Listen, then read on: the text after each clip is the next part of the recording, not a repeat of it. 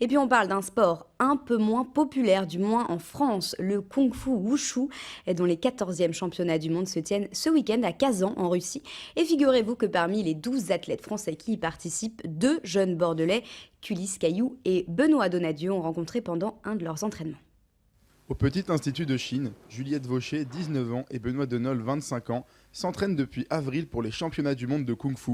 En couple depuis 2 ans, ils se sont rencontrés sur le tatami.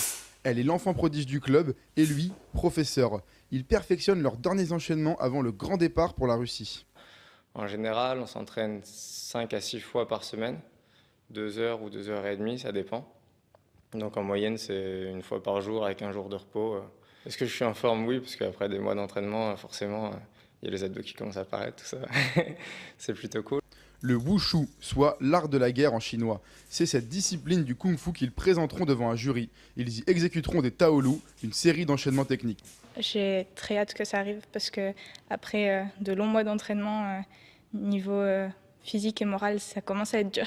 J'aimerais bien battre une Ukrainienne qui est dans ma catégorie et ça fait plusieurs fois que je la croise en compétition internationale. Et à un moment, on était à peu près au même niveau, mais comme elle est en professionnel, elle a progressé très vite et je veux la rattraper. Les deux Bordelais comptent bien défendre les couleurs françaises qui souffrent d'amateurisme au niveau international face à des pays comme la Chine ou la Russie.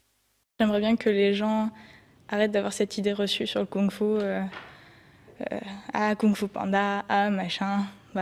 C'est sympa, mais j'aimerais bien qu'ils connaissent un petit peu, que ça se popularise. Le rendez-vous est fixé pour ce week-end à Kazan, à 800 km de Moscou. C'est la dernière ligne droite avant le coup de gong final.